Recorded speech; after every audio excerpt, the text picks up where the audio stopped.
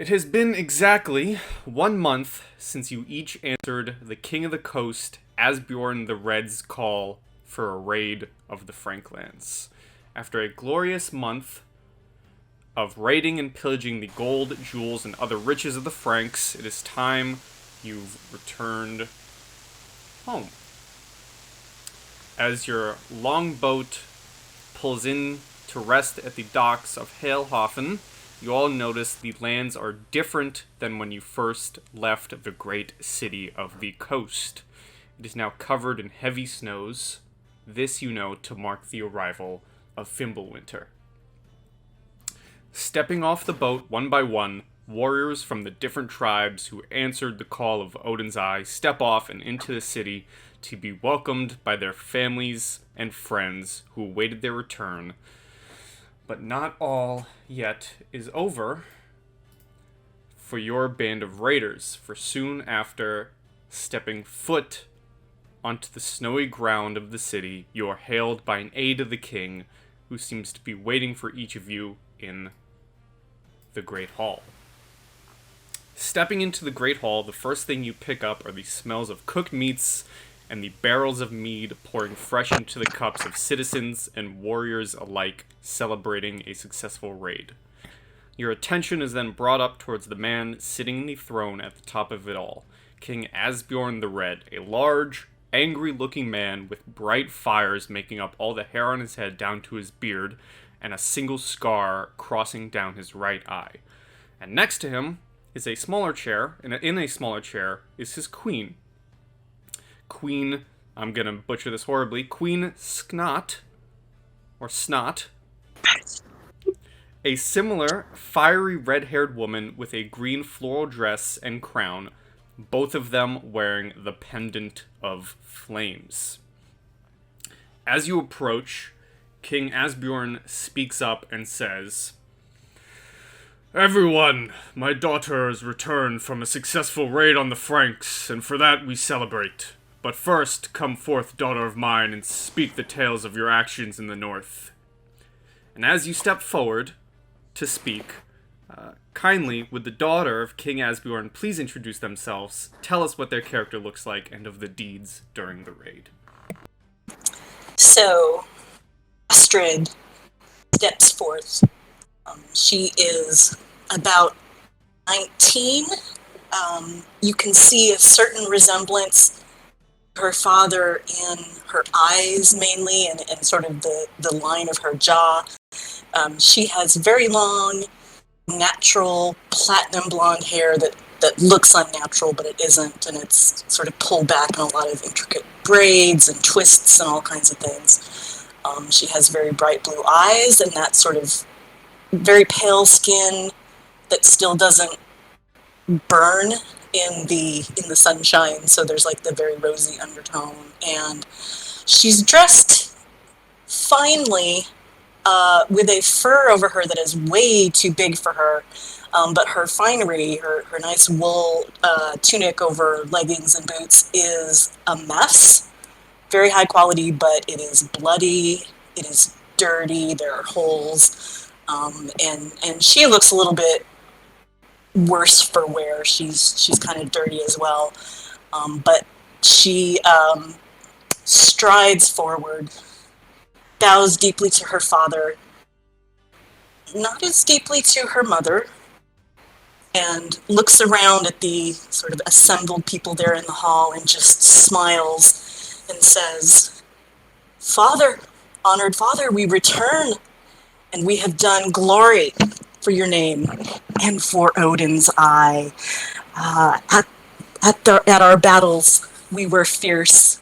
We were strong, and as I observed and as I cheered on my fellow warriors, it reminded me, Father, of the great tale of when our ancestor received strength and runes from Father Odin." And she looks over in the corner of the hall, and there's a group of musicians sitting there, including one who looks just absolutely ancient, and she smiles at him and touches the copper torque on her throat and nods, and he nods and begins just beating a very small hand drum rhythmically, and her voice changes, and she looks around at everyone and raises her hands and begins to speak, but it's different. It is in the rhythm and the language of the great stories, of the great epics. So for the first time, Astrid is going to recite part of the great story of their ancestry and his battles to everybody assembled. So she says, Kamthar, or Runi Riger Gangandi, Unar Kandi, Sityaf, Haiti, Sonkvask, Aiga, San Badhan, Egnask, Odvolu Agnar, Begidr, Rain Hanmir, Taran Mirkvandis, Helug, Fjol Uns at Holakam, Skaft Nam at Daya, Skelfidlind, Hesti Haithith, Ach Horvebra, Bignam at Vikya, Volnam at Rogya, Valnam at Fela, Va till Landa, Redhan Ein at Fat at Janboom, Alfnam Skita, Olam Vaita, Mithmir Akmosna, Maras Vingya, Hringam, Haiti, Hjol Sunder, Bag, Oku Arir, Urgar Bratir, Kongo at Halu, Thar Hirsogyo, Beatihan, Njofingrasa, Vita, Okhorska, Hetu Erna. And she stops and bows and gestures to the people behind her and says, Father, listen to my companions, for they did great deeds.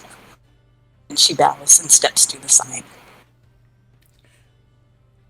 You can get some DM inspiration for that. Thank you.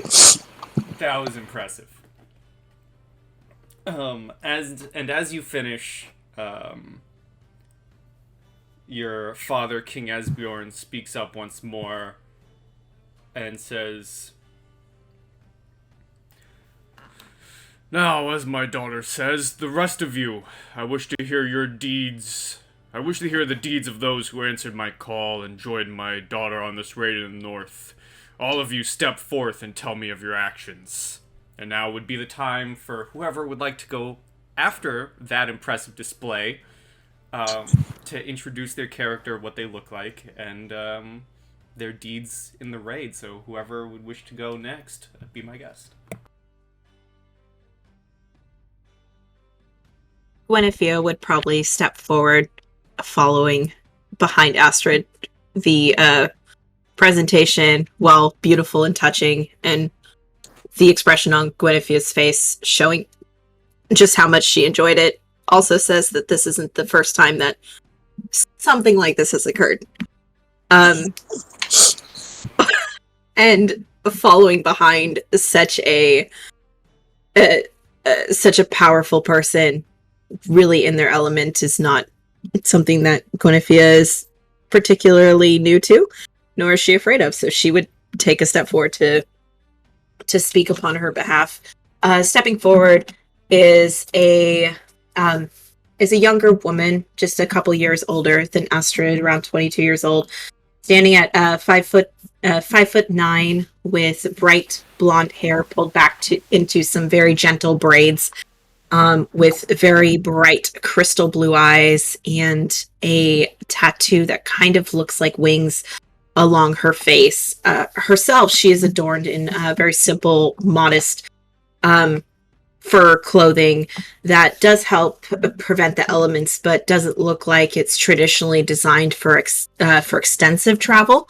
So it definitely has been patched up during the travels, both pre and post. It's not very common that this particular face makes its way out onto a raid.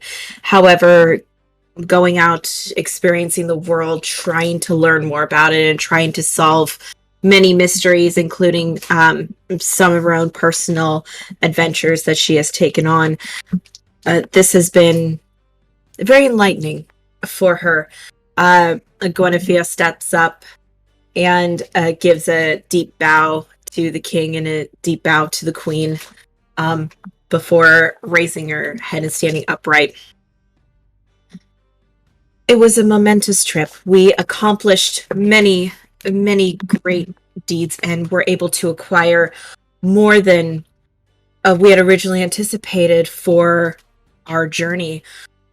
During my time, I was able to lead a squad in to collect as many valuable artifacts, jewels, gems, gold, silver, bronze, metal, iron, anything that we could get our hands on, and we returned with loot that could barely keep the ship afloat. I'm very proud to report that we have acquired many, many goods that really shows that you made the right choice of calling out and accepting the people who showed up here, and I am proud to show you the wares. And Guinevere will turn around as some of the crewmen start bringing in just chests and boxes and crates just full of goods mixed from precious metals to gold to silver to jewelry to documents to books to ledgers to weapons to fine crafts and silks and furs, and of course crates containing some bodies, whether they were in good condition or not kind of depends, but it was definitely a pride and joy to show the heads of some of the leaders of the Franks as proof of initial completion of the job itself. And as the things are being presented to the king and queen, Guinevere kind of looks over at Astrid and gives her a little smile and a nod, just recognizing one of her childhood friends that she grew up knowing and playing with during meetings with the families and the leaders from the other clans. And as somebody who is from the Icy Crow, it is not uncommon to have her visit, and through that time she has made herself a really good friend. So after the presentation, she gives another deep bow and will step back into the ranks and step next to somebody else she knows, Tobias, and give him a small little smile as she returns to the collection of people and waits for the next person to step forward. Tobias will take that as a cue and step forward. He is about 24 years old, about 6 feet tall, with brownish hair and some facial hair as well. He's dressed in studded leather with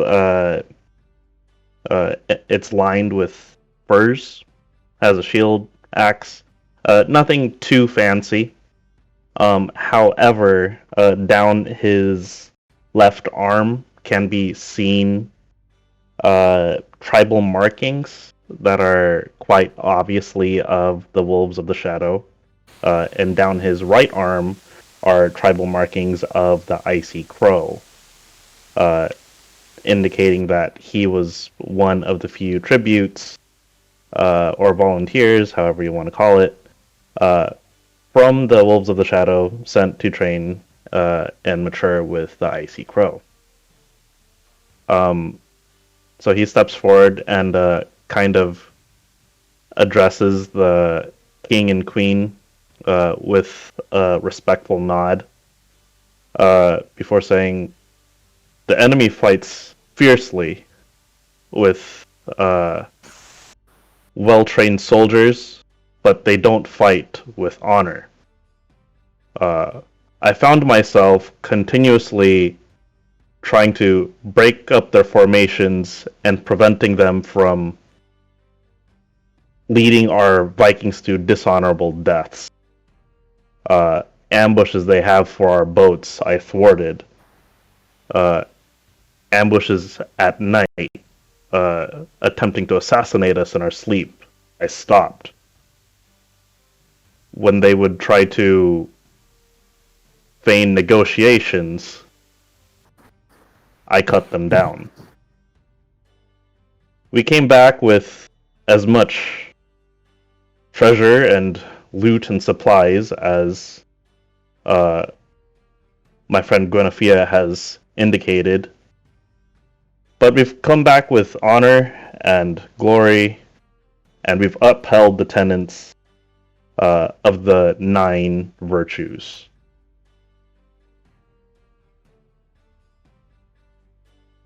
And with that, he gives them a nod again, and steps back into line. And with that, the king's eyes shift to the final man in the line. You see stepping forward just a couple of steps, not too much, not trying to bring too much attention, more so than what he's already being given to himself. You see this younger, 23-ish year old man, about 6 foot tall, 180, 90 pounds, around there, it looks like. Brown hair, longer, it's kind of pulled up in a bun on the top, but still long enough that it flows down his shoulders, with a long, thicker beard as well, and paler skin, but just brown eyes, color of mud. You see that he has on, over like the left side of his back, he has his round shield, and hanging off that same side of his hip, he has a battle axe. Whereas on the right side and behind that, there are multiple hand axes that are also sat on his belt loop. And you see he is only seemingly wearing like half of an upper body armor. The right side, opposed from where he wields his shield, has chainmail that seems to come down his chest, down across his mid-abdominal region, around his back, up the middle of his spine, going down just the one arm. So the left arm is free to block with the shield as needed. Has no restrictions there for maneuverability, whereas the right has the protection of the chainmail as well as his lower body armor and the ability to quickly wield and throw and or utilize his battle axe or hand axes as needed. Looks up to King, says, I have fulfilled the basic tenets of my combat training. I utilized the skills that Orn taught me, using my head for more than just headbutting. We were strategic in our combat. We were strategic in our survival. We brought back victory and as much as we could carry. I look forward to serving you further. And he steps back in line. As you step back in the line, King Asbjorn speaks up, raises his mug, and shouts, "For this we celebrate!" And you hear dozens of voices shouting, "Ha ha!" Everyone's excited to finally celebrate a raid success. And the king looks specifically at you, Astrid, and says, "My daughter, we must talk, but for now, go among your fellow warriors and celebrate this glorious day." And he kind of slams his mug down onto his throne. You see some of the mead splashing everywhere.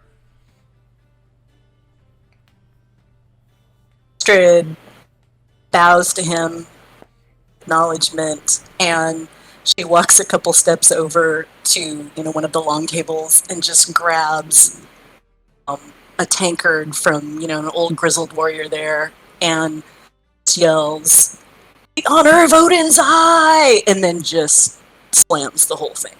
The room goes wild.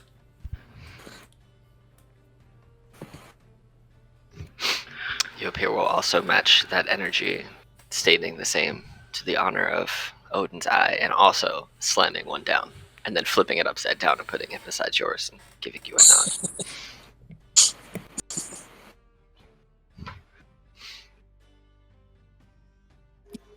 Feeling like she can finally relax for the first time this whole journey, Guinevere goes over to where Astrid is and just basically falls down on the bench and just lays her head on the table. She's put so much energy into everything, and now she is just drained. She's not a social person. This was a big old exercise for this poor girl. And now that everything is done, she can kind of just finally breathe for the first time since this whole thing began. Tobias just sits at the same table that you three are at and kind of asks Astrid, "Are your celebrations always so loud?" This one's only getting started. This is nothing. Give it an hour or two and a couple more eggs of mead. Then you'll really see something. I believe you. And I raise a tankard in cheers.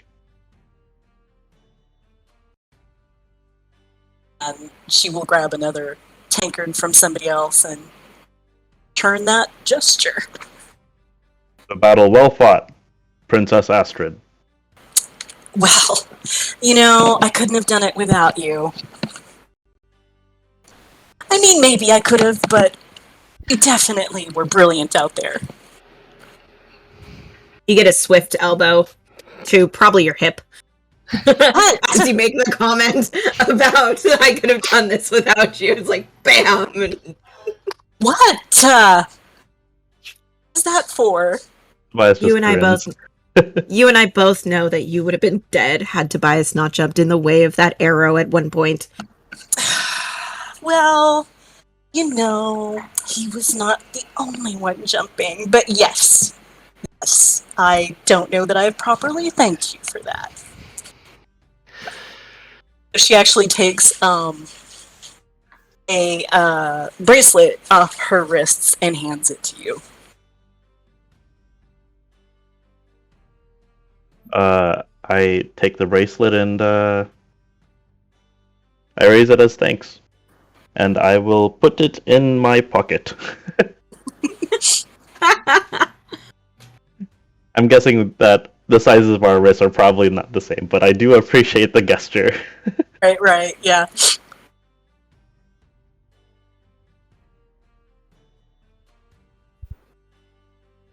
Okay, and Here you need to drink more. merrymaking. I mean, I've never been a big drinker. That's not what I do. No. Now Gotta is the time clear. for you to do it. Maybe later. Why later?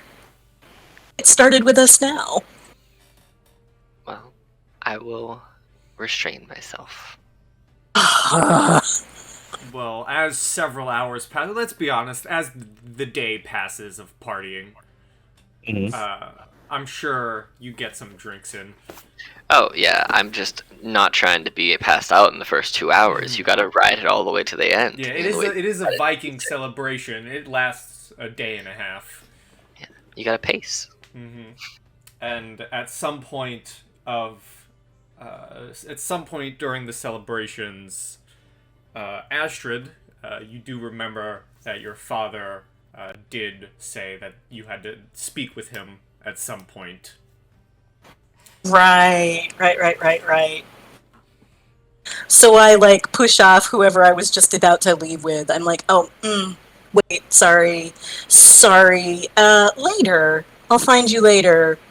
And go, I guess, is my father still up at the front, or has he wandered off somewhere else?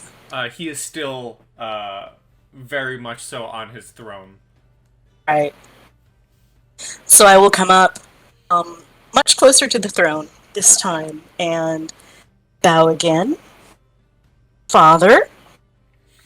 Mother? You wish to speak to me, Father?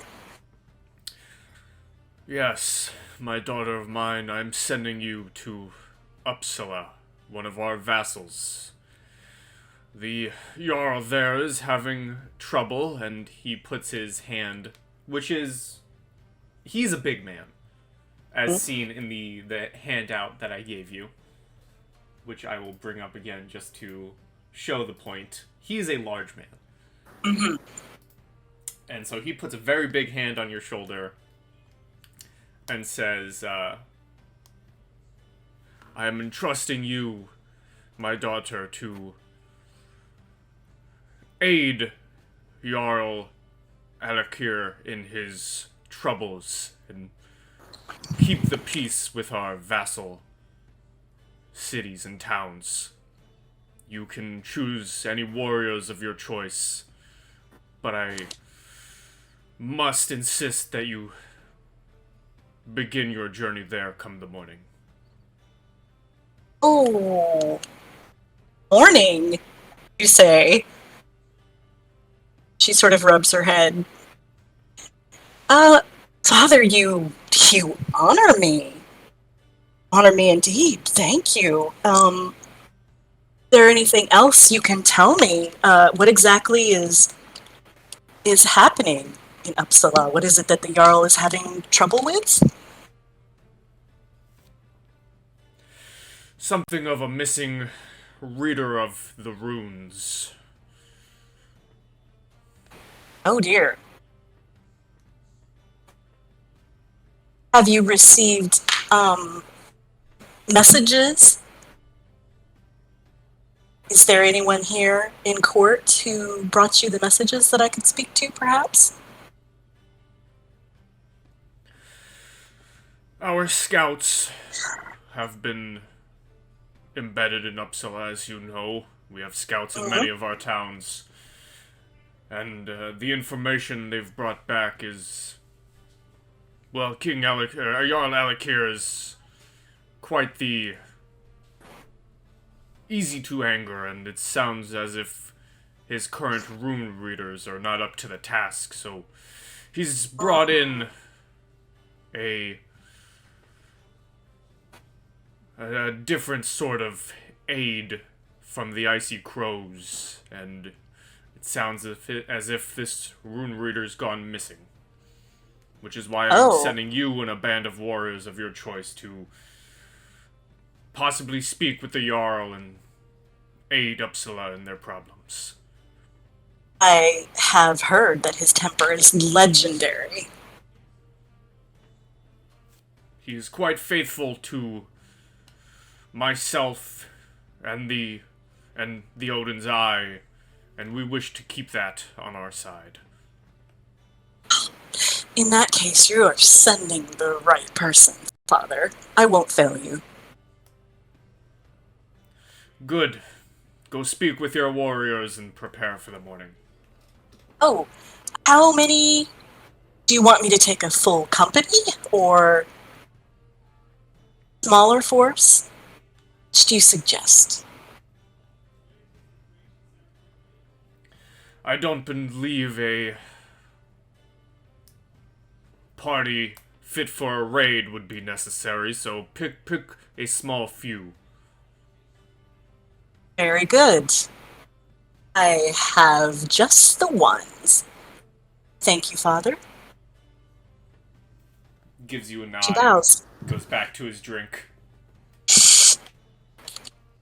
Right. So, is Gwyneth, like, asleep with her head on the table? Yeah, somehow through all this ruckus, she has fallen asleep and is just like it's very steady breathing. She seems surprisingly like calm for everything that's going on around her.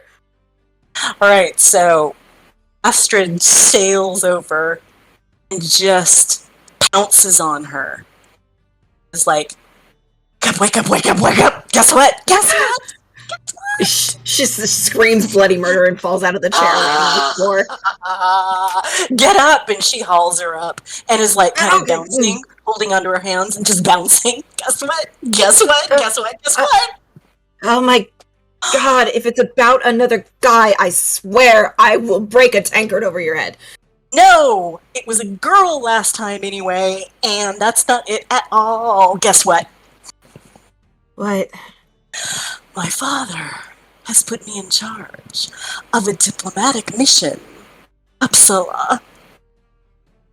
Leaving in the morning. And I am taking you with me. I'm sorry, I'm waking up from a nap. Did I hear that your dad just put you on a diplomacy mission? Yes. Yes, he did. See, Why? I told you that if this raid went well, It'd mean good things for me.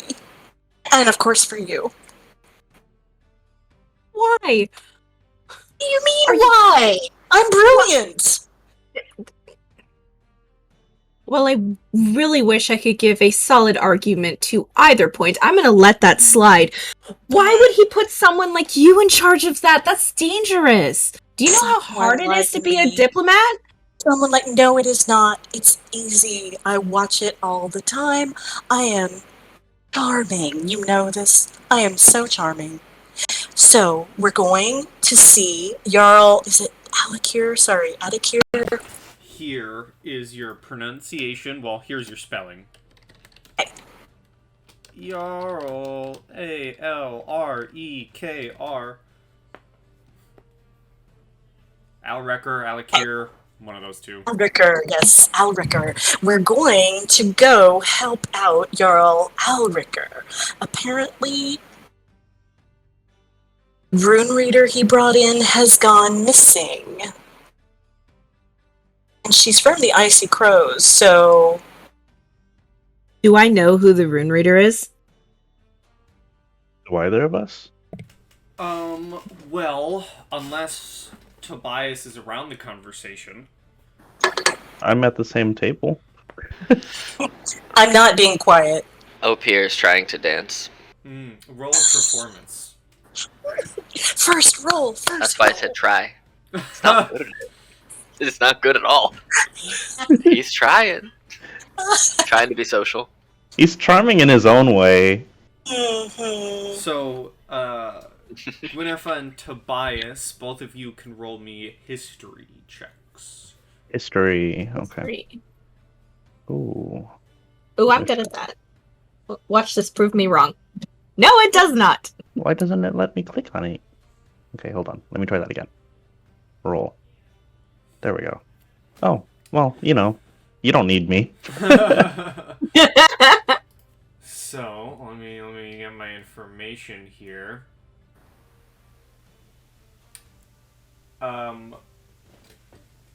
Tobias, you've heard of a new diviner, diviner rune reader in the Icy Crows. You know, one recently came to that position.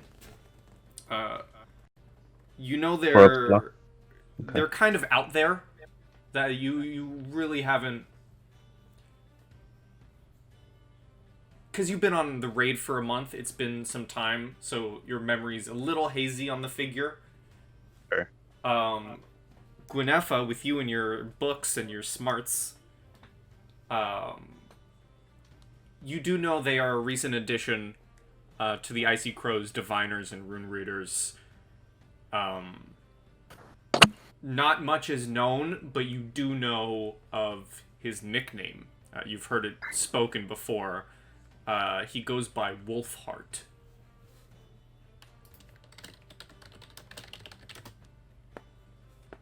All right. Do I know if he... Sorry, continue. I was going to say, you know the same information as Tobias. He's a rather, from what you've heard, rather out there, eccentric diviner. By that level of eccentric, is he more of a showman in the way that he does it? Like he's a braggart? Or is he just somebody who's like super into the craft? Someone who is...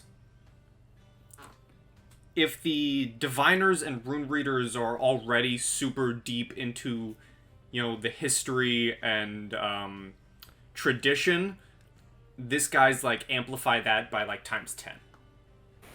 Okay. Okay.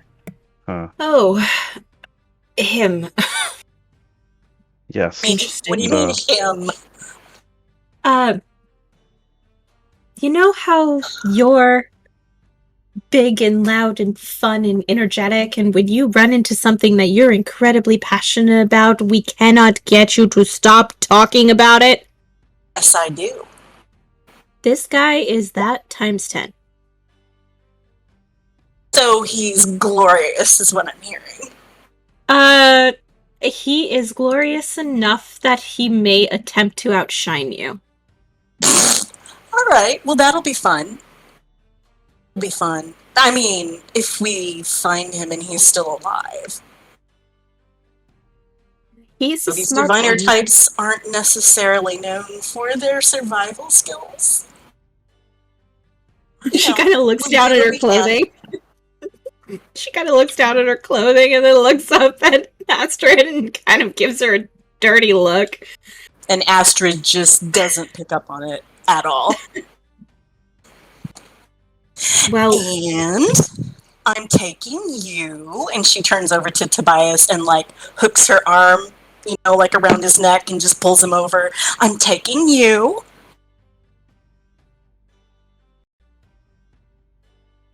I shrug. Okay. And then she turns both of them around and she looks over at their dancing friend. And I think that they all just kind of stand there for a minute, just actually watching now as he dances like nobody's watching. I pull out 2 hand axes and I'm swinging them around while I dance. Oh, what, you know what? I was going to ask you if we should take him, but we are definitely taking him. Roll me another performance at disadvantage. Oh man, I already have a -1. How bad do you want me to go? I hope I roll a natural 1. I hope I roll a 1. I want a 0. Give it to me. Damn close. I mean, that's still really close. So, as he's swinging these hand axes and you guys are kind of all watching this, you see him nick a fellow Viking who's sleeping on the table. And almost instantly, the dude wakes up, immediately turns around, and with no roll, because you're not expecting it, giant fist directly to the jaw. Ouch. And you both fall to the ground. He falls to the ground and immediately passes out again. You're still stable. Your ass just got planted, but you do take 2 points of bludgeoning damage as you got socked in the jaw. I will. This is a usual occurrence. Yeah, I'll put my hand axes away. I'm not trying to, beat him up or kill him or anything like that. I'm gonna pick him up and sit him back on the table, and as I sit him on the bench of the table, and I'm gonna hold him up without his arms there to brace him and make it and just let go of his head so he face plants whap right onto the table and just takes bludgeoning damage from face planting on the table. Let's see here. I mean, my unarmed strike is 5 damage, I'm sure you don't want that, but... The table damage is the exact same damage as his punch. Cool. Yeah, So I just the sit him up and table let him go. had the same amount of force as his very drunken punch. Yes, and he probably doesn't even wake up. He was out when he hit the floor after punching you. So he's even more out. He's probably going to be there for 2 days.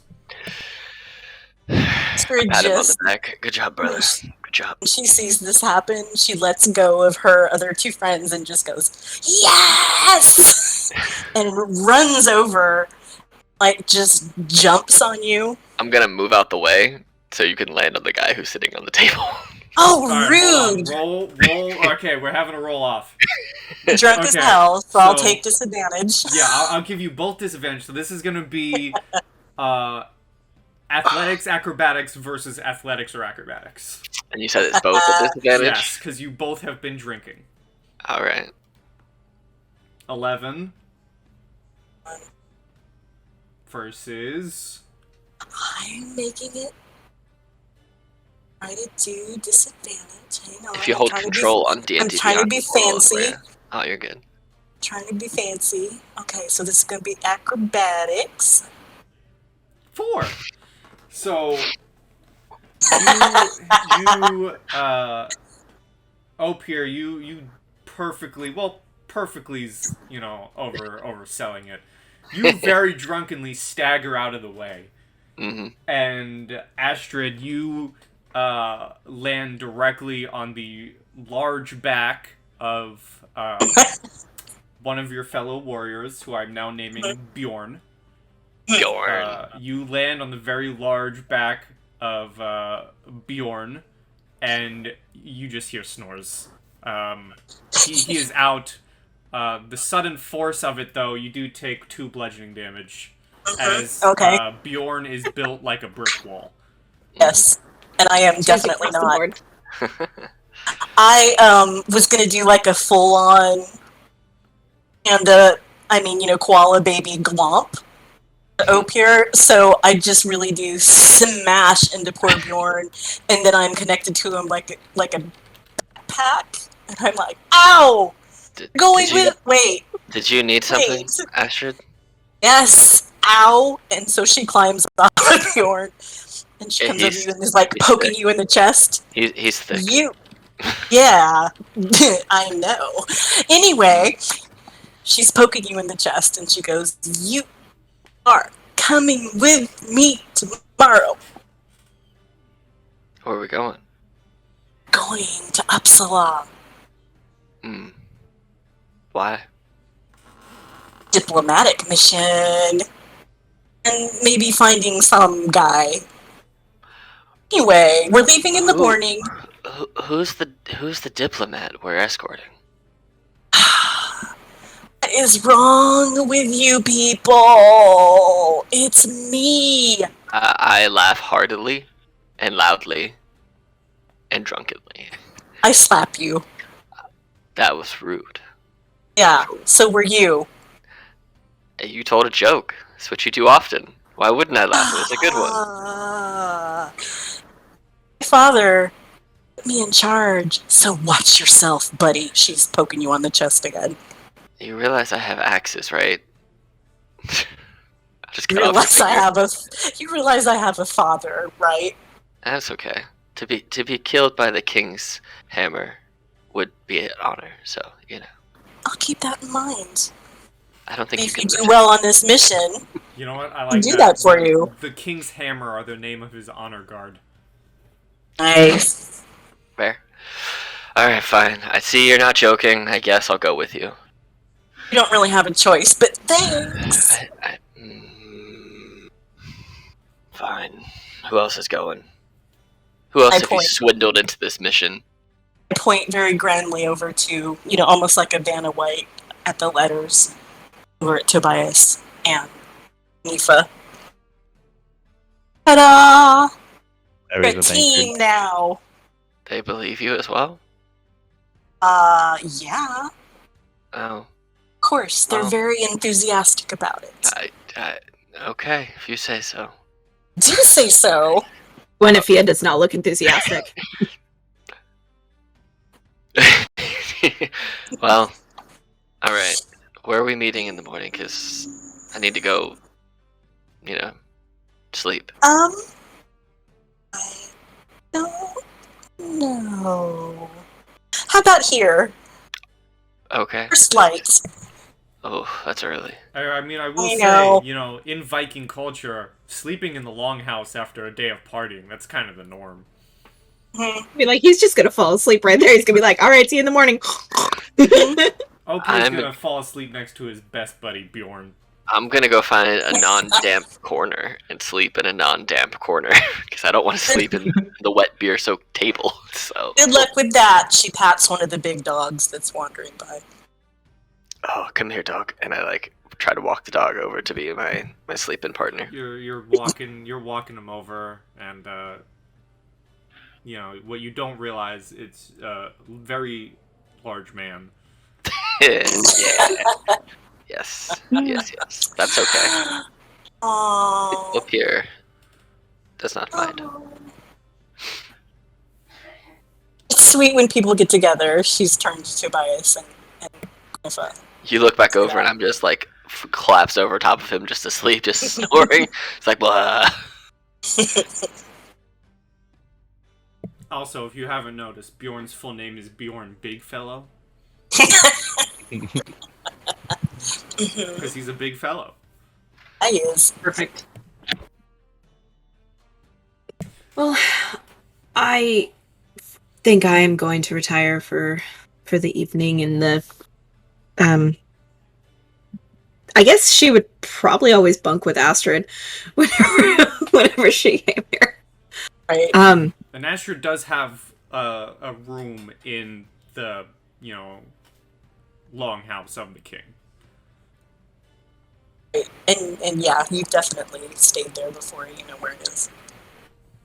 Yeah, well, I am going to call it a night if we are leaving at the first strike of dawn. I would prefer to be at least somewhat sober when we travel tomorrow, so I think I'm going to call it a night. I recommend that both of you do the same, and I kind of eye Astrid like, like you do. Astrid, dear, if you're leading this expedition, you better be the most awake out of all of us. I'll be there in a little bit. Tobias follows Guinevere out the door and pauses. Oh, Astrid, your date is still waiting at the door. And then I leave with Guinevere. Why? We both just hurry out, so the two don't realize that she's invited too. They can all be your dates. Let's see. Astrid, roll me a d6. Okay. It's about to be a party. Roll a 6. Roll a 6. I need a 6. I want 6 people fighting for your attention tonight. 6, 6, 6, 6. So I mean, devils. at least 2. Let's make it fun. Right? I mean, for sure, right? I don't know. One could be super scary. Scare the whole party away. That's you. Okay. Well, you got lucky tonight as waiting at the door is both a very large Viking man and an almost equal in size what are they called? Shield maidens. Yes! I just sashay over and roll into my room at about 4 in the morning. Mm-hmm. And eventually you all have a great, it's freezing cold. You guys just came from somewhere rather warm, and now you're in the middle of Fimble winter. But you're used to the cold.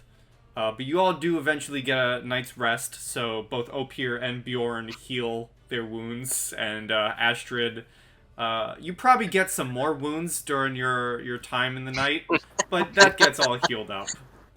Yeah. So you all Spicy. get a long rest. Spicy shield mate. And you all wake up,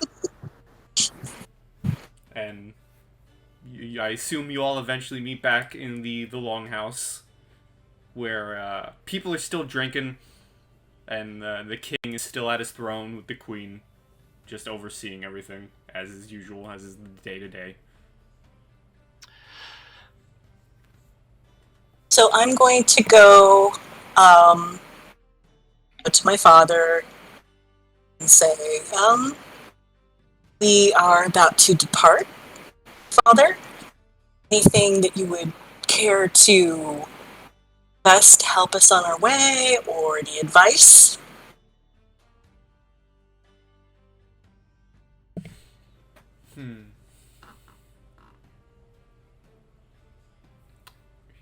He puts again his hand on your shoulder and simply says,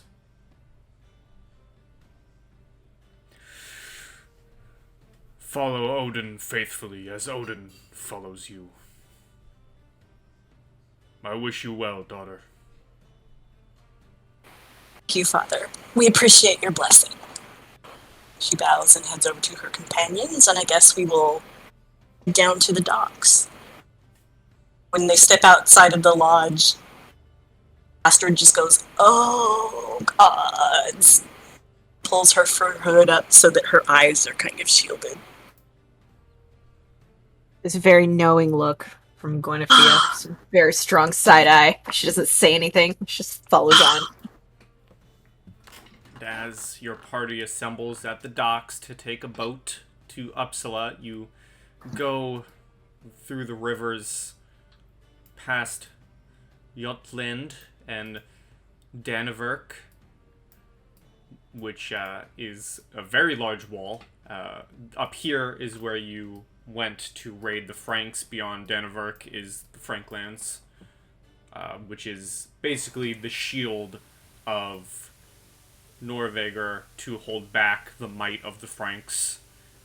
And eventually, you make it to Uppsala's docks, where you disembark and head into town. And this is quite a day's journey. It takes you some time to get there, so you're arriving in Uppsala probably after, a solid day and a half. And you make your way into town as it loads and all the textures come in. And the first thing you notice as you walk in is there is a grouping of priests around the sacrificial altar, and numerous villagers you notice as you walk in are beginning to abandon their tasks and form a group and begin following the priests.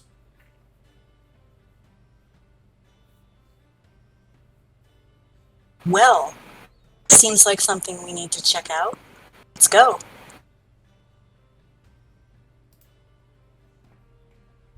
Agreed. This is I rather follow. odd. Lead the way, oh diplomat. I've already started walking. And as you approach up here, everyone roll me a perception check. Okay.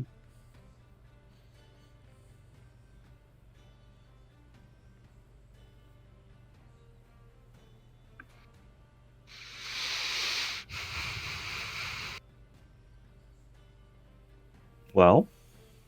Laptop very slow. Oh. Okay. Oh Okay. god. Well, that's fine. Large numbers didn't matter anyways. You all... It's with my +5. You all do hear, as you're kind of approaching the crowd, you hear various different voices saying, like Tobias, you hear two people talking and whispering to each other, saying, "Oh, this time it's gonna work," and the other you hear another person saying, "I wouldn't miss it." Opir, you hear someone saying, "Oh, every week it's the same old story. The Jarl is never going to be happy." Gwyneth, you hear someone saying, talking to a woman saying, "Oh, I heard a new diviner is supposed to come to Uppsala." And the woman says, "Well, let's hope they get a good reading. We all need it."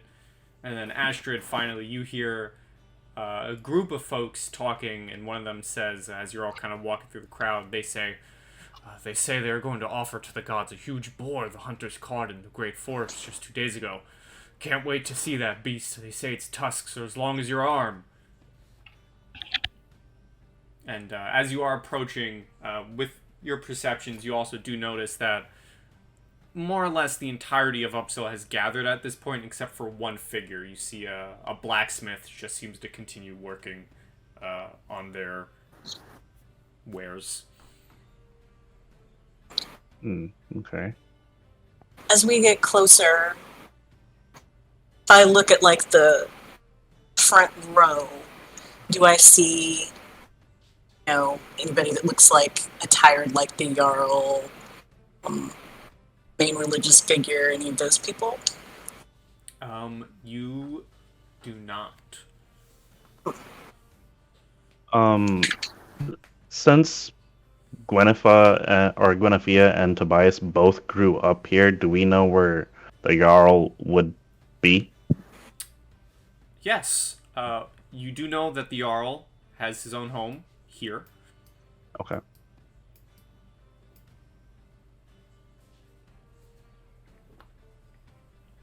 And is it normal for the Jarl to usually be at his home, or is there like a central area where he usually is at? He usually, in normal times, he usually hangs around his home or in the Temple of Uppsala. Got it. Okay. And are you all approaching the crowd? Are you heading further in? I mean, I would want to see what the ruckus is all about first before looking for the Jarl. Is that for everyone as well? I think that I would first ask Tobias and Gwenifa if they see the Jarl, because I don't know whether I would have seen him or not. Maybe he would have come to visit, or come for the all thing or something like that. I tell Astrid, the Jarl doesn't seem to be among the crowd, but usually at this time, he's either at the temple or at his own residence. Isn't that a little odd that if they're doing a major sacrifice, he isn't here? Many of the ritual practices are led by the diviners or mystics. Sometimes it's by icy crows. So I'm curious as to who is performing this ritual.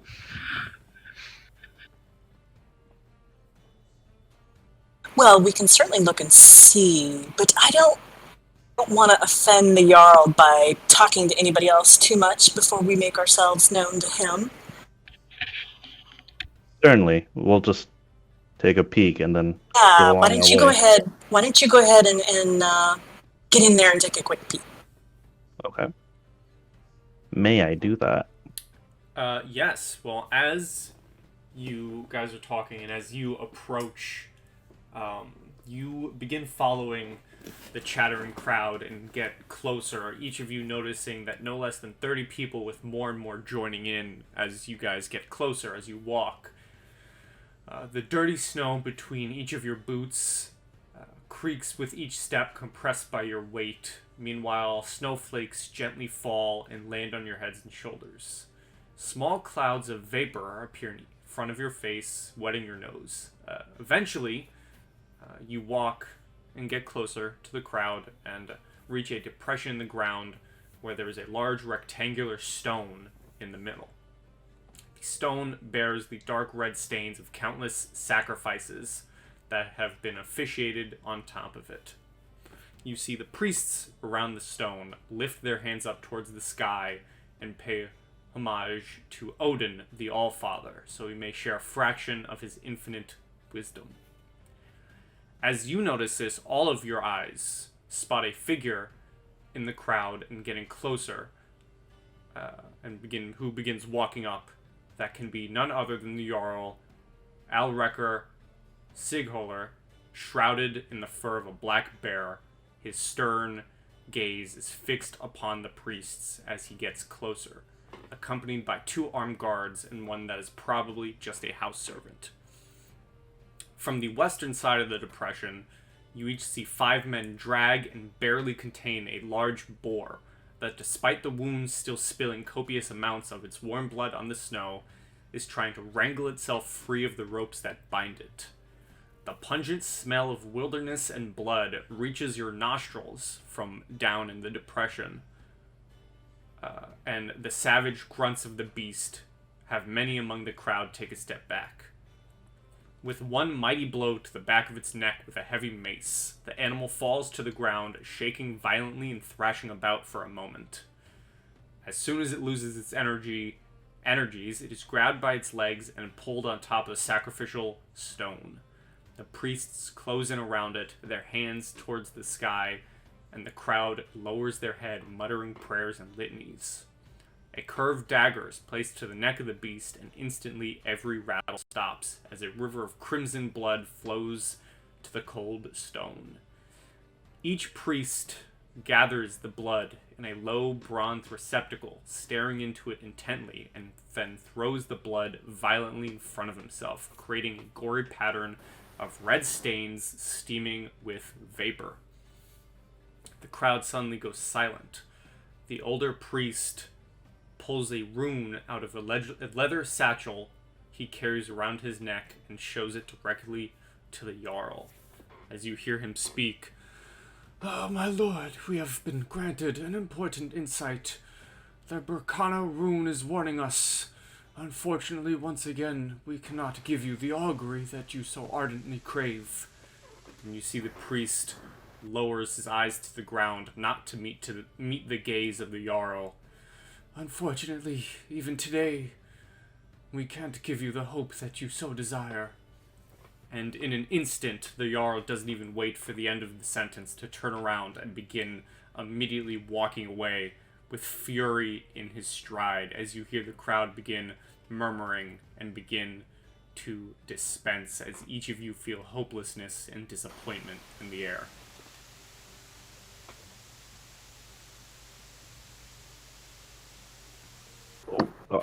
Okay, to recap what just happened, it looked like the Jarl performed the divining? No, the Jarl was watching it. The priests performed it, showed him a rune. The Jarl, disappointed in the results, has now stormed off with an anger that looks like no one dare, intervene. Would you be able to tell me more about the priests? They are your normal-looking diviners dressed in black robes. Some have skull necklaces and staves. Okay, so they're not of the Icy Crow.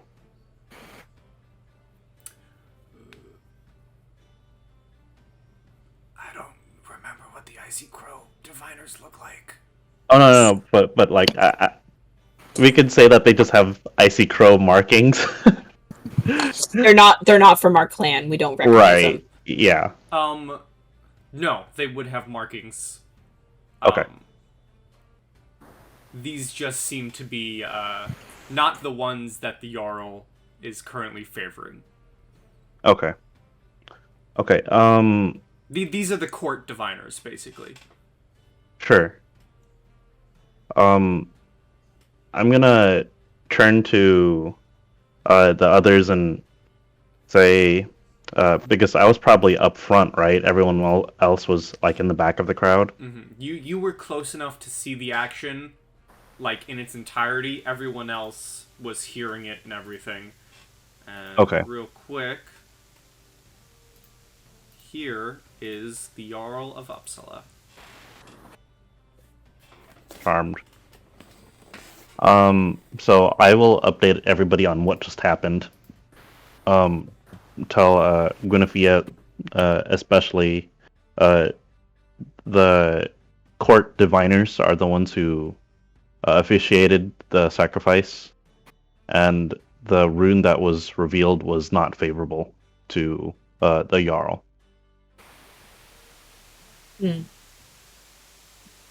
The diviner revealed it anyway? Only to the Jarl. Well, at least we know that one's truthful.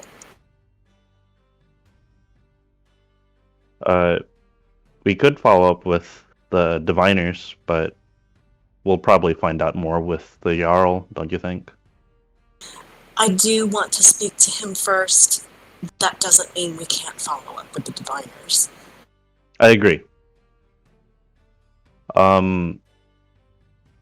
Astrid, if you would like to follow us, we'll take you to the Jarl. Excellent, but you know what? Let's stroll so that maybe he has a few minutes to cool off.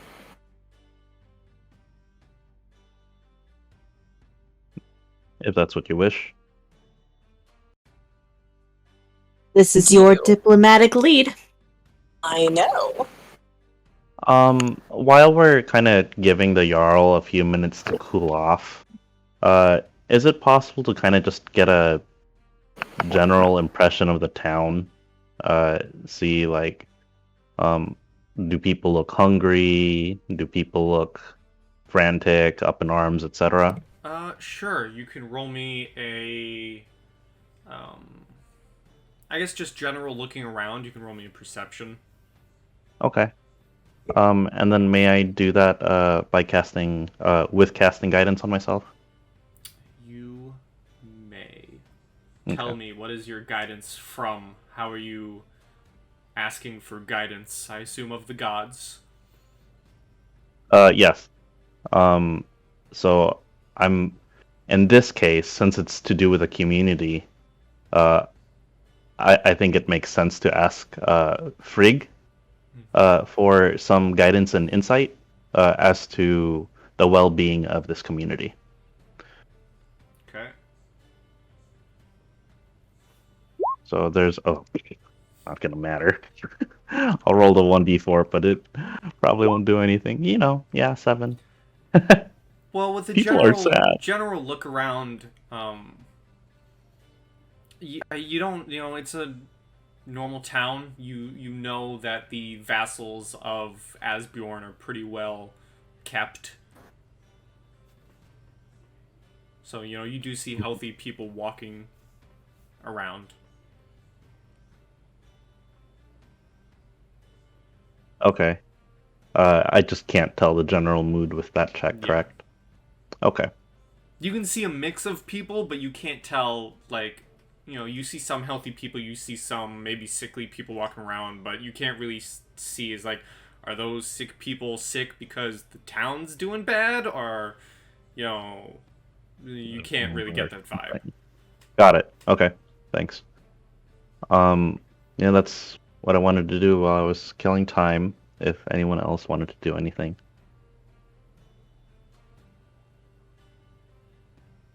Nope, here, Astrid, Gwyneth, anything? Nope, I'm just watching. Yeah, just slow walk through up to where the Jarl is, just glancing around. I haven't been here before, so I'm curious. I would actually be on the lookout for anyone who was part of the sacrifice.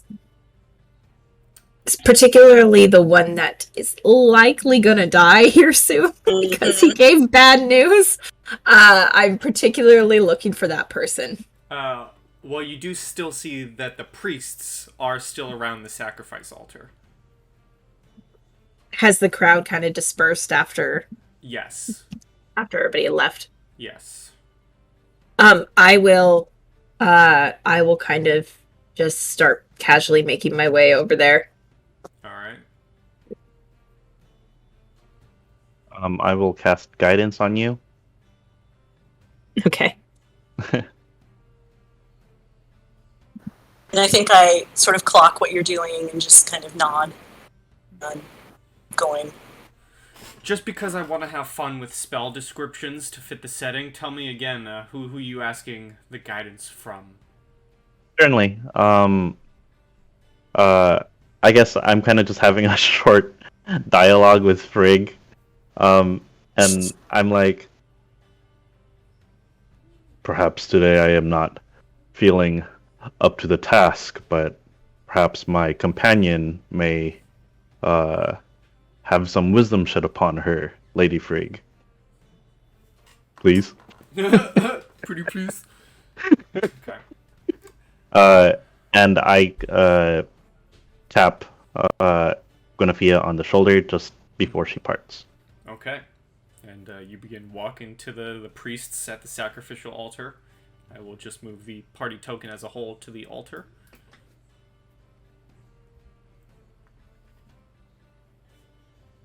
Yeah, as I make my way up the stairs, I kind of give a nod to everyone that's there. Do I recognize any of the faces? Is there anyone that I know because of my connection with the high ranks? You do recognize the elder priest, the one who gave the divining.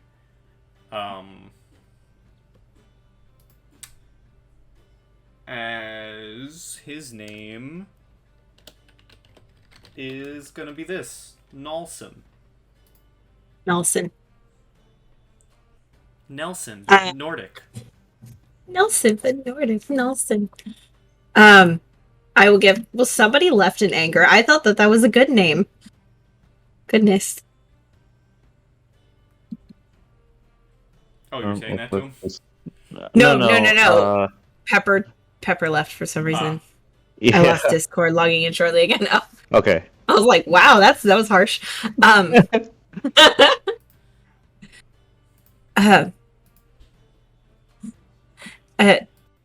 How do we pronounce this again? I'm sorry, I got caught up. Nelson. Nelson.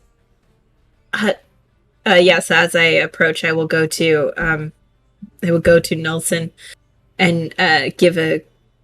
I don't know what a standard greeting would be. I don't know if it's a If it's a bow, if it's a nod, if it's a like a slap palm to the chest or something like that. What is the standard Nordic greeting Um, or in this world?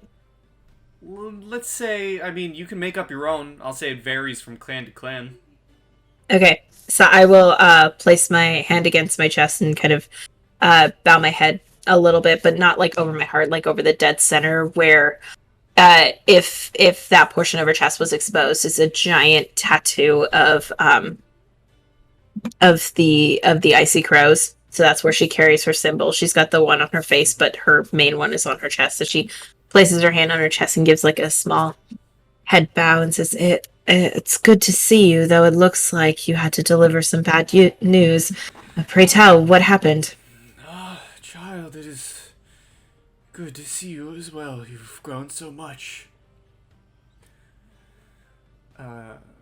Give me a persuasion. God, I'm good at this. I'm great at this. This is why I'm part of this group. I have 4. 4.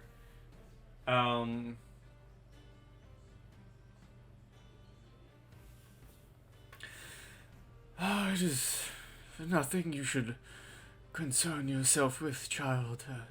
Tell me, join me in my walk to the temple. Tell me, how is your family?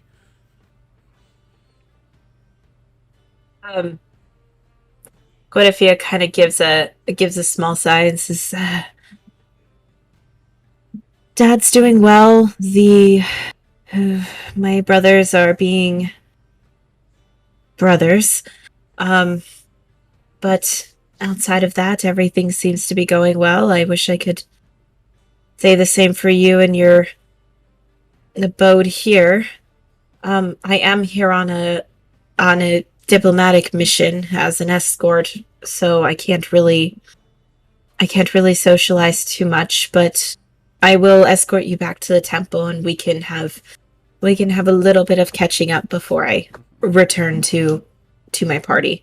And I will give everybody kind of like a little wave to let them know that I'll be back in a moment, and I will escort one of my elders back to the temple, just having just kind of general conversation, telling him how the clan's doing, how Dad's doing, tell him about the raid, like that type of stuff, because I know I'm not going to get anything out of him.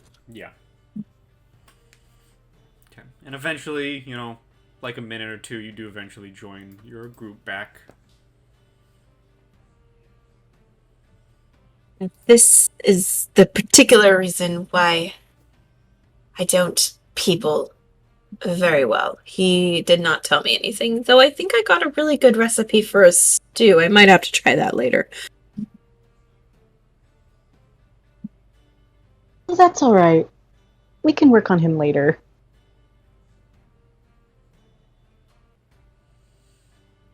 Shall we make haste?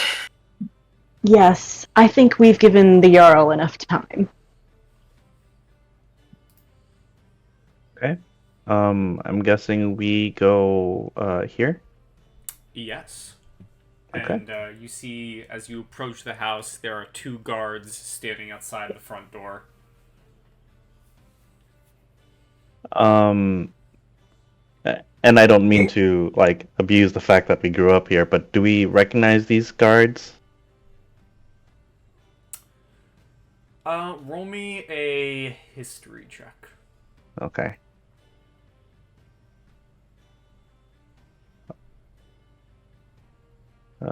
There's my skills. Okay. And before I roll, is it okay if I give guidance to myself? As long as you describe it every time, who you're calling upon.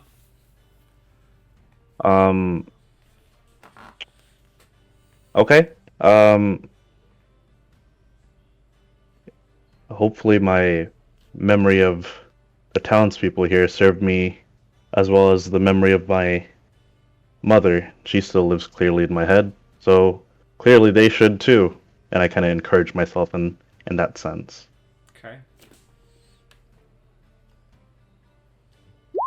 Oh! Haha! Okay. Give me that 1d4. Yes! There you go. Thank you.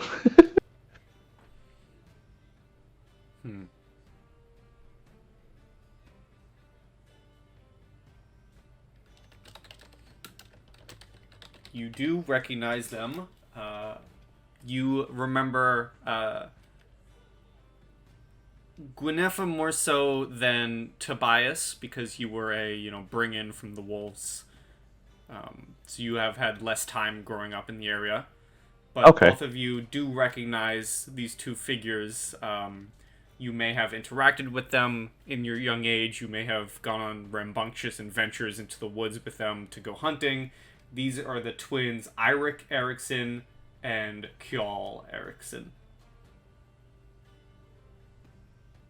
Irik and Kyol. And they are both adorned in hide armor.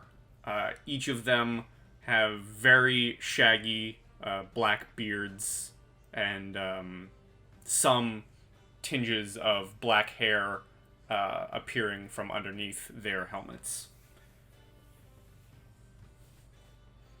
I greet them as old, familiar acquaintances. Mm-hmm. Irik, Kyol. You see them both kind of light up, seeing you approach, and Irik says, Tobias, how have you been? I've been good. We had a good raid. I suspect that things are not going so well for the community here.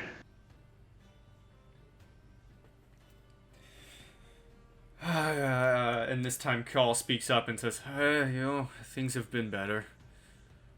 I see. The mood is quite low, but don't tell the Jarl we've said that. We'd probably be on bathroom duty. As always, your secrets are sealed with me. I brought, you remember Guinevere?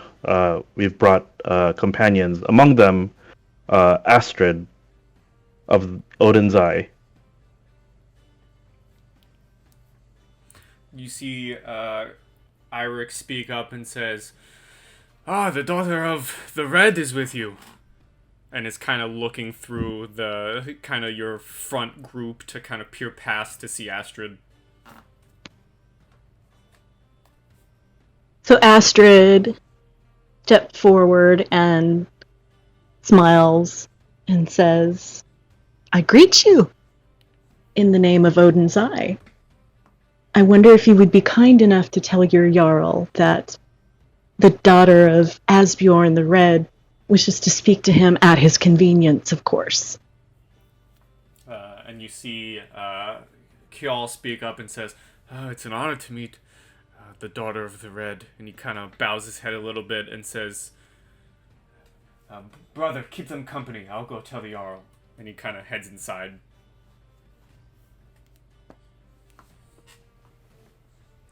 And as a couple minutes go by with, I assume you trading war stories of the raid to Irik. Yeah, we're definitely probably buddies. Kyol comes to the door and welcomes you all in and says, he's not in the best moods. You're lucky you have the daughter of the king with you, otherwise you'd have been barred entrance. He says that to you, Tobias.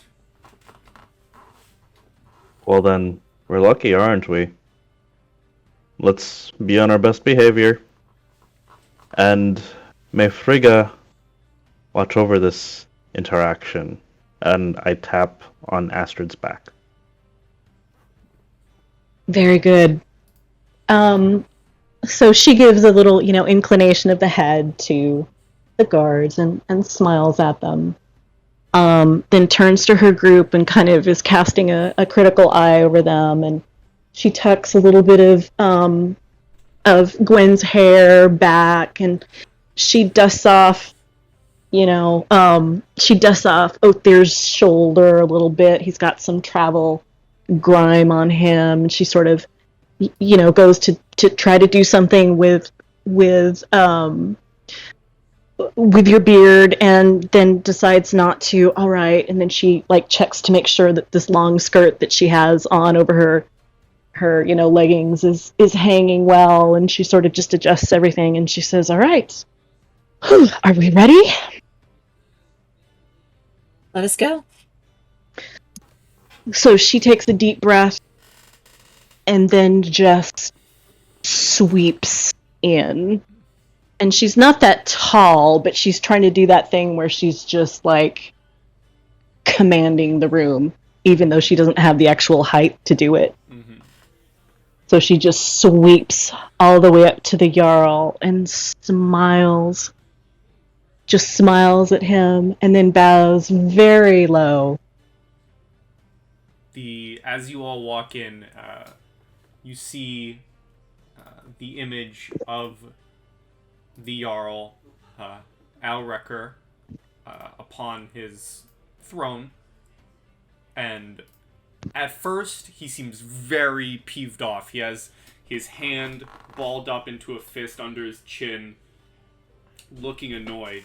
But the second Astrid walks into the room, it's almost as if something clicks in his brain as he makes eye contact with Astrid, and the mood has changed almost as he gets up from his throne, and almost with the same fury, you're worried for a second, Tobias, because he's walking towards Astrid with the same fury he had when he was walking away from the ritual.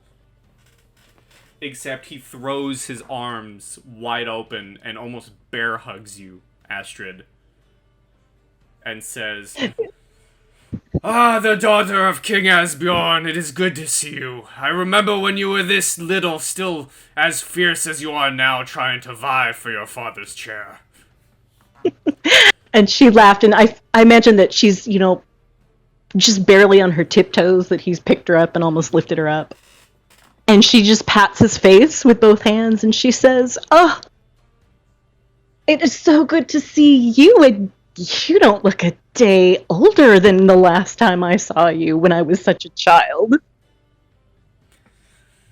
You don't have to joke to me, girl. I look, well, worse than I used to. I was a more handsome man in my prime. Oh, no.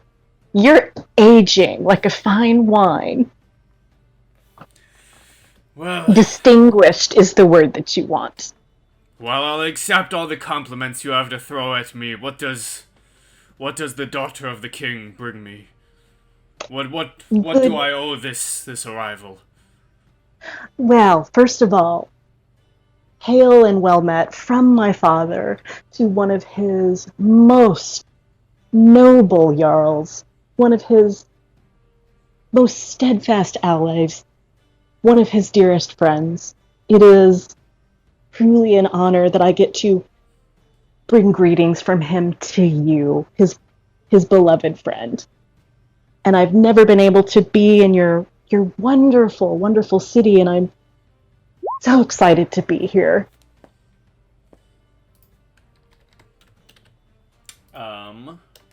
He hears all of this and says, kind of lets out this deep chuckle and says, "Oh, enough of the compliments, girl. If you're not too careful, that might get to my head." And in a joking manner says, "You may have to tell your father. He may have some challenge." Well, I have yet to be married.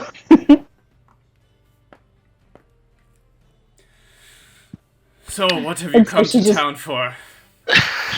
Well, first of all, of course, for the opportunity to visit you.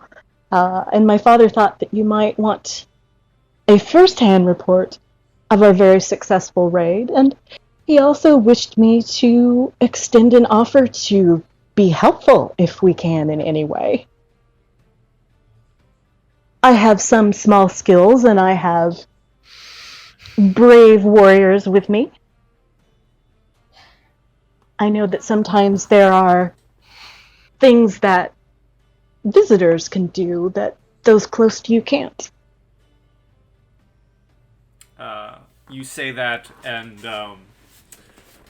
Alrekr looks further at your group, and with recognition goes to Guinevere and Tobias and kind of pats both of you on your shoulders and says, "Yes, I recognize these two. Fine warriors you've both grown into." And he looks at Opir and kind of jokingly, but still half meaning it in a serious way. "You, I don't know who in the Nine Realms you are."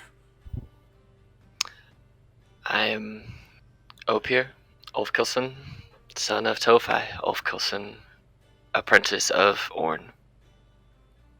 "Well, it is good to meet you, boy." And he kind of does the, the predator handshake with you if you accept. Yes, I do. The arm handshake. Mm-hmm. And with that, Astrid, if you would like to give me a persuasion check. Okay. I will do so.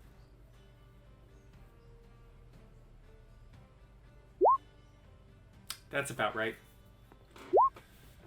And then you have guidance as well. Right. D4, right? Yes, that's correct. Okay. Was this a previous guidance, or are you 20. guidancing now? He did right as I came in. Yeah. Okay, right. Yeah. Nice. Broke 20. All right.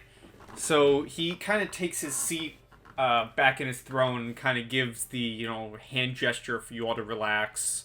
You're friends. He's a friend. Relax. No need to be so serious. He's not the king. Why so serious? Okay.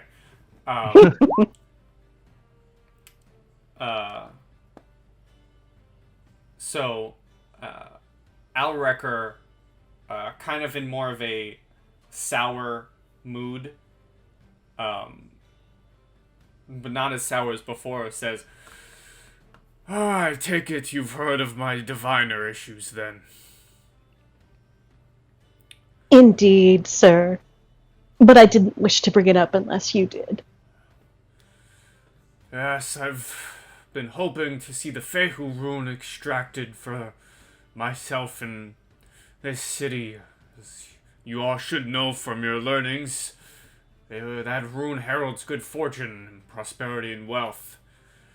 And I've summoned a skillful diviner upon the recommendation of the Icy Crows, but, well, you see, he appears to be late on schedule.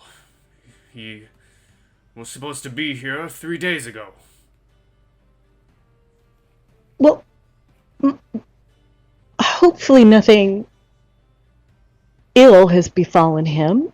But might I ask, I'm not quite sure what you need that portent for. When I look around here at your steading, it is glorious. Your people are healthy. Your buildings are solid and well ornamented. Your hall is vast.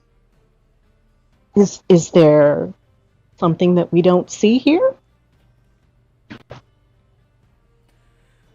Fimbulwinter will bring harsh times on us all, child. I just wish to bring more good fortunes to Uppsala. Ah, well, that befits you as a good ruler, sir. Yes, this diviner was supposed to perform today's divination. With the weather getting worse, clearly your father sent you and your band here for a reason. If you can find this diviner for me, 25 gold pieces each will find its way into your pockets. Oh, well, sir, I'm sure that my companions would be very grateful, but I come as my father's daughter. There's no need to pay me for services. I do it out of love for you.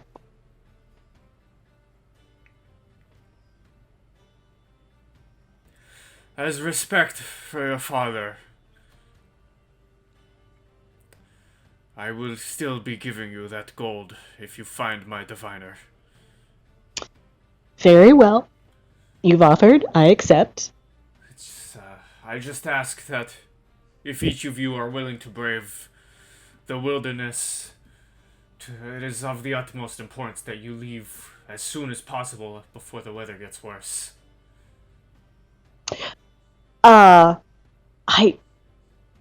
I think that we can do that. Would you be so kind as to perhaps tell us where this diviner was coming here from so that we set out in the right direction? As I take you to the world map, he tells you that he was coming from Skultborg up here in the woods. And he will give you further information that he will confirm that this diviner is a rather peculiar man, in touch with nature, attuned to the earth, but still nonetheless quite the genius in his field. And his name is Thorgest Ulfr Jarta, which, as you remember, Guinevere, means wolf heart. Got it. Well, I hope he does in fact have a wolf's heart for this weather. And I'm going to turn to my companions and say, so, is this an area that either of you are familiar with? Opir and I, of course, aren't. Guinevere may not be as familiar, but these are my ancestral lands. The Wolves of the Shadow have reign over the Svitsyad. I can lead you. Wonderful. This is one of the many reasons I brought you.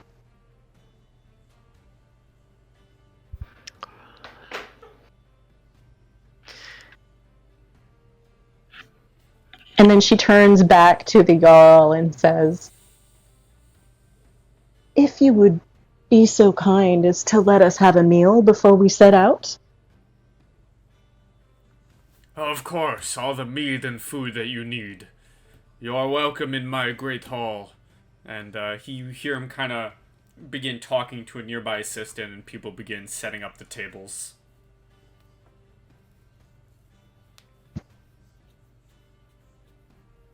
Great.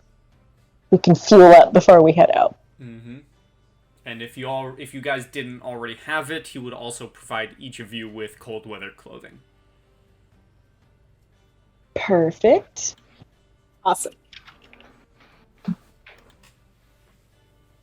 Well, is there anything that the rest of you need to accomplish before we set out?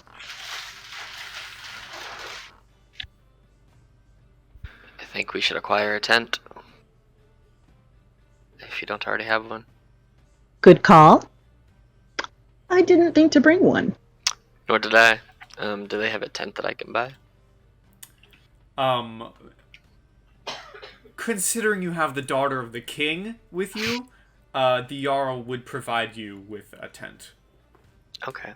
But it's it's one of those hide covered tents because we're Vikings. The normal 2-person tent kind of thing. Yeah, like a teepee, but Like- Viking. Cool. We're doing Viking things. It's fine. Well, there you go. I will add a 2-person tent to my inventory. Yeah, we should maybe have 2. Yeah, probably. Mm-hmm. The Jarl would provide. Well, let's eat and let's head out before it gets too dark and we're having to do this in the dark. Because I do not enjoy hiking in the dark. In the cold. I don't enjoy hiking, but point taken. So Astrid, before they take off, goes back to the Jarl and sort of, gives him both her hands and says, wish us good fortune, sir. we will return with your diviner, and I will sing you songs of our deeds and our past deeds, and all the songs I know about you. He lets out a hearty chuckle and wishes you his best as you all begin to head out. And Very well. as you get your meals, finish your meals, and head out, I would like everyone to give me a survival check, please. Oh, Survival. I am not survivalist. I am not a survivalist, guys. Okay, I'm trying to think of how to roleplay this.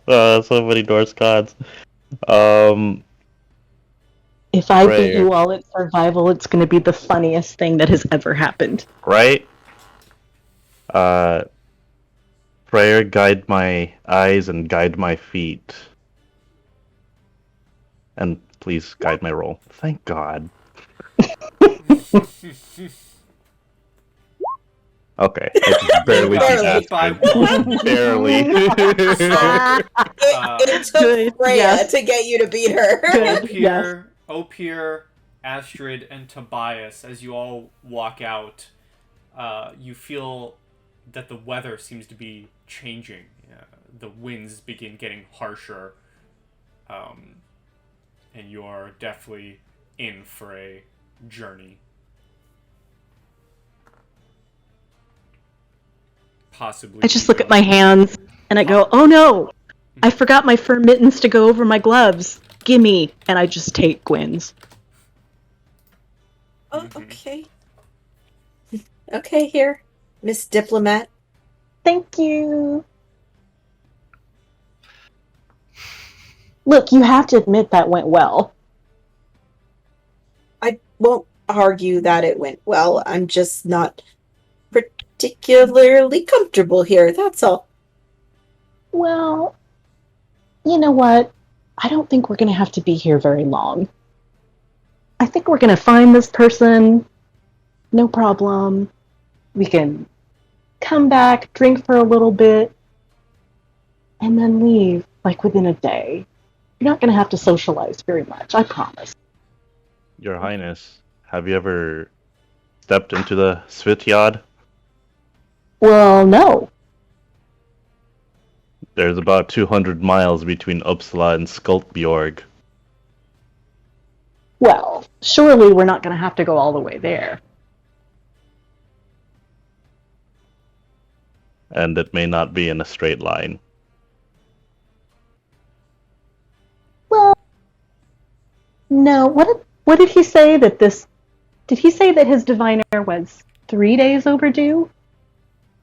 Indeed, he did. It's not the Well, it's not the easiest journey, Astrid. oh, I'm sure we'll be fine. I've seen all of you in action. Oh, I know Tobias and I will be fine. We've done this before. Can I ask the Jarl to give us a pair of hiking boots in her size? I think specialty boots are included in cold weather clothing. Oh Yeah, no, they it's just RP. Oh, okay. Right. Yeah, because I totally would not have any No. with me. I was in my sort of, finery to impress. Right. Well, you are given. But right now I feel great. This is wonderful. Let's go. This is exciting. Okay. As we kind of start to take off, Guinevere kind of steps back with Tobias, and she kind of rubs her forehead a little bit, and then looks up at him and says, "She's not going to make it a mile before she collapses. You and I know how rough that terrain is." That's why we brought Ope here. True. I'm not carrying her. So, I don't think anyone was expecting you to, Gwen. as you all set off, you begin walking along the path that leaves Uppsala in the direction of Skultborg, hoping to meet the diviner and his escort before the weather gets worse. Icy winds blow against you, slowing your pace, and sleet relentlessly slashes your face as the storm begins picking up. You walk for about 2 hours, no living soul in sight as the day gets darker, when suddenly, through the darkness, you make out something strange appearing on the path some 100 feet ahead. As before we move to a battle map, I have to put your tokens down and not give any of you dark vision. Spooky. I assume someone will light a torch.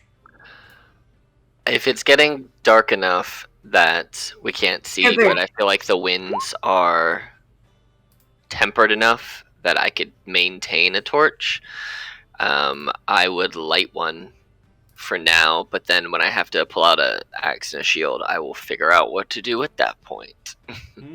Well, luckily, unless I could say that I have a torch holder like built into the front of my shield so that I could just stick it in there. that would certainly be something. Can I do That you that? could build later.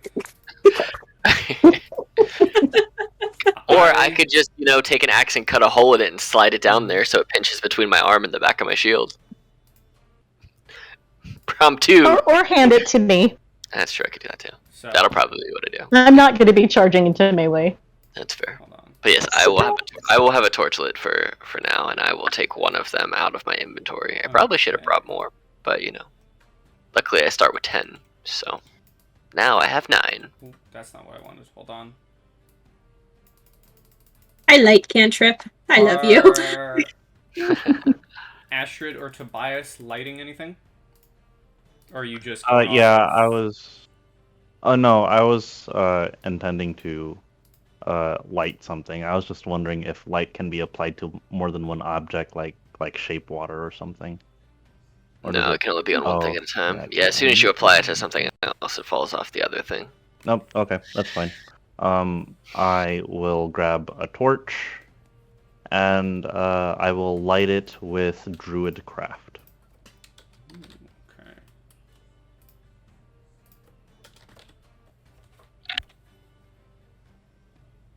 One moment. Alright. As I move you all, and you'll be able to set your health bars as you are moved to this map. Place yourselves Darkness. wherever you wish. Well, that's creepy. Hello, darkness, my old friend. As the snow begins getting heavy and heavier as you approach and get closer, what seems to be, well, if you get closer and use your light, you approach what seems to be five, but there are only 3 butchered bodies on the floor.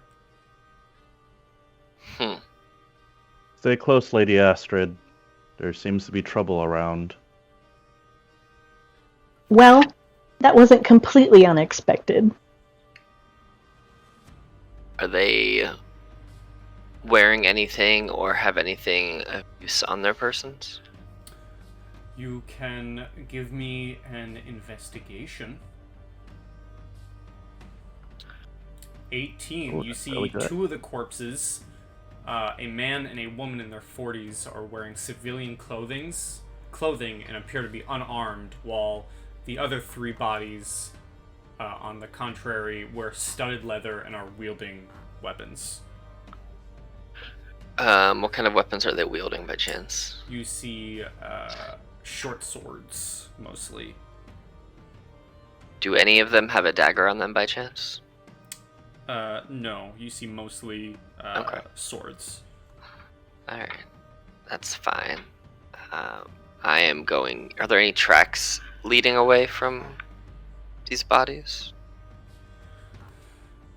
Roll me a survival. Ooh. You see human footprints leaving the scene in a hurry, heading this way, followed by where the trails, they are leaving a bloody trail in the snow leading this way. And as they go into the nearby forest, you see the tracks of what seem to be wolves. Be alert. There are wolves, and they probably dragged off or chased down one of these other people. Be ready. Okay. Lovely. I will ask my companions if they can identify a clan of these bodies. Oh, okay. Does my 18 give me any clan knowledge of these bodies? They do seem to be of the Icy Crow variety. Oh, horrific. Hmm. They're from the Crows.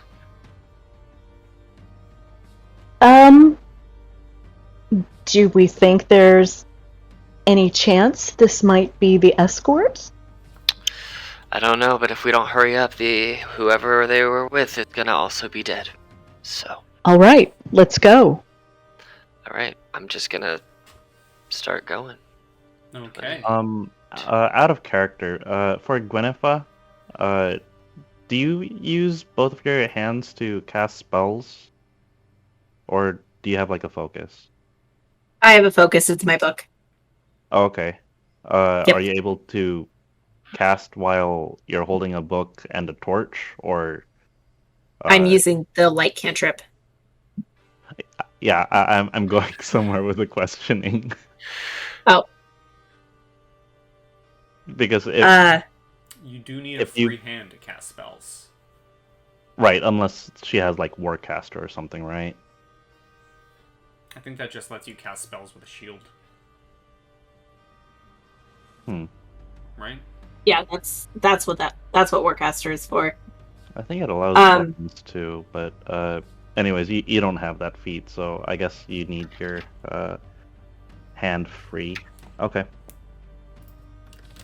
Yep. Okay. Let us go. I'm gonna kind of advance with Astrid and Gwenethia here. Make sure they're not too far behind. Okay.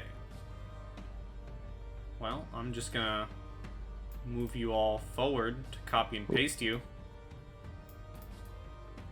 As we immediately move to a new map. You eventually follow the footprints and bloody tracks to what seem to be the entrance of a cave. And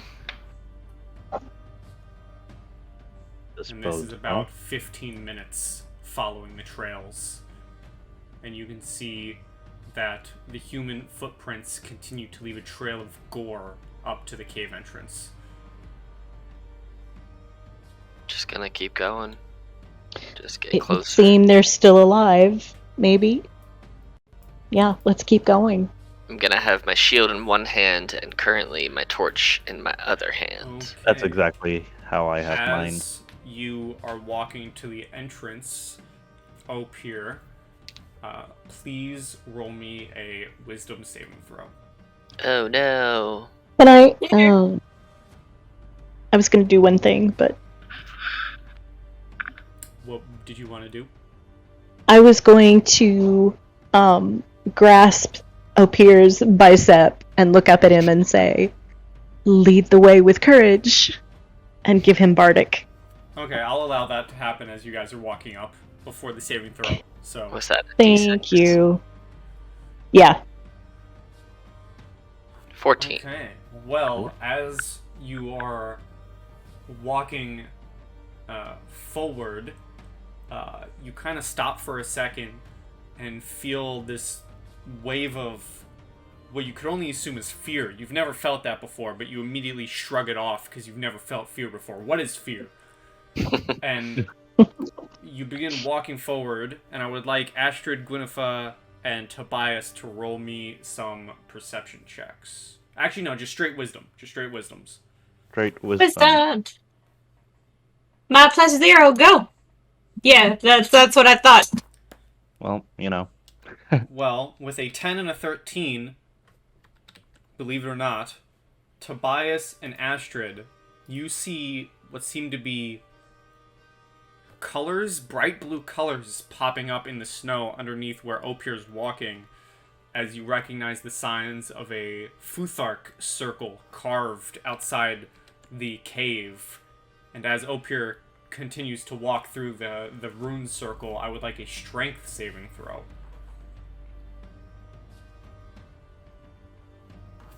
You feel a sudden force trying to push you away, and you manage to overpower it. And before the other three can get a chance to even react, give me one more final wisdom saving throw. Oh, dear. 7. Uh-oh. Oh no. Okay. As you begin walking forward, you feel almost a wall just dead stop you. And as you kind of hit the wall trying to walk forward, it suddenly dawns on you. You can't hear anything, nor can you see anything. Oh You are no. completely deafened and blinded. Oh no. Am I still where I am on here, or am I further in the circle? You have reached further in the circle, but for purposes of, the map, you are still where you are. Okay. Well, this is new. I'm going to start yelling to try and looking around, like, kind of anxiously and furiously trying to see my cohort and hear them. And I just start, like, yelling and waving my torch in the air and just yelling all of their names very loudly because I can't hear how loud I'm being. So it's very loud. Opir can yell very, very loud. It's definitely attracting attention. Yeah. This The is a lungs Futhark on that circle, man. right? Gwyneth, are you able to discern the effects of this Futhark circle? I can try. Would that be a investigation? Would that be Arcana? You can give me, yeah, sure, we'll call it an Arcana. Okay. Can I assist? Oh, that actually works for me too. I'm proficient. You may assist if you wish. I would like to. So if you're given I a will- help action, Gwyneth will get advantage. Yeah. Okay. I will pull out my book and I will start flipping through it, and it's all done in just beautiful calligraphy writing, but a lot of the things is just written people don't really quite understand, but if you're proficient in Arcana, you probably would. And I will find something and I will start to read it, and I'm like trying to compare the runes to my notes and all that stuff, and I will roll Arcana for a natural 20 for 27. Holy shit. Okay, I'm not gonna bother. You look at the almost invisible semicircle of runes guarding this entrance, and to you, it's as clear as day. They seem to be devoted to keeping everyone outside and punish those who dare enter. The runes carved symbolize fear, power, and deprivation. Mm. I recite that out so that everybody knows. Can I discern with the natural 20 if we were to pull him off of the runes, would everything return? It would be a safe bet. Tobias, grab him and take him off the runes quickly. All right. I don't know who's grabbing me, No, so that's fair. I think Opir would try to resist and just swing the torch Alright, at whatever's so grabbing me, just out of reaction. So I wasn't just gonna grab you. I was gonna walk up to you and pat you on the leg, and then when you stop swatting, I'll pat you again until you're like, okay, wait, maybe this isn't something trying to eat me. I don't know because I can't see and I can't hear, so I got no sense. We'll say it's an athletics acrobatics versus athletics acrobatics. Okay. All right. Just swinging around a torch and a shield, Pretty blindly much. and deftly. You are able to pull Opir. You feel a force pulling you, and as you're being pulled, you are pulled through another one of the rune layers. Oh no. So give me a strength saving throw. An 11. Okay. You are pulled out of the rune circle However, due to failing the rune, both you and Tobias are pushed 10 feet backwards with a sudden force, each of you taking 4 bludgeoning, or 4 force damage. We all tumble like the Three Stooges. Just dun, dun, dun. However, now that you are free of the rune layer, you do slowly have your hearing and eyesight come back to you. Up here. Up here. What? Where'd you go? What? Oh, Are you with us? yes, don't go over there. Noted. Astrid starts walking over there.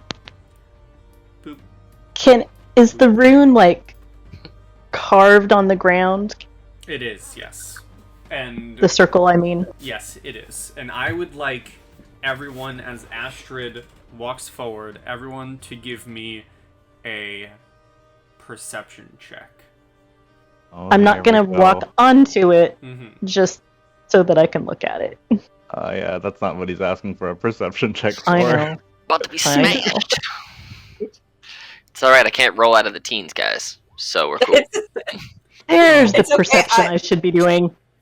So, I have made one character that has bad perception, and it is this one. so Tobias, Opir, and Gwyneth, you guys can't really hear anything. The sounds of the storm and the snow falling are too strong to really hear. However, Astrid, you kind of stop for a second as you're walking closer.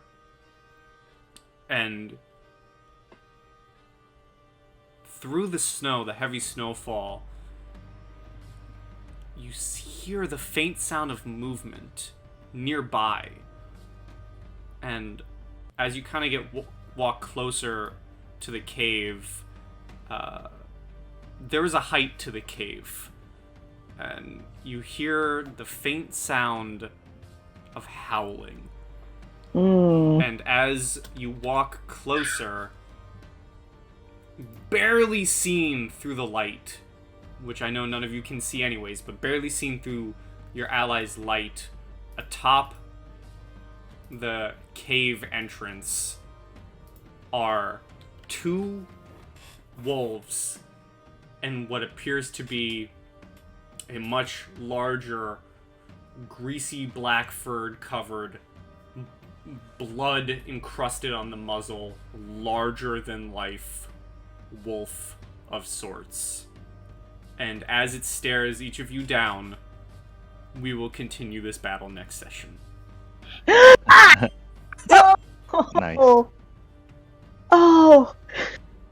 And with that, I say goodbye, everyone. And as always, stay sweet. And don't forget to tune in to the next episode of Journey to Ragnarok. Say goodbye, everybody. Goodbye. Bye, interwebs. Bye, All hail YouTube. Titan. Goodbye, interwebs.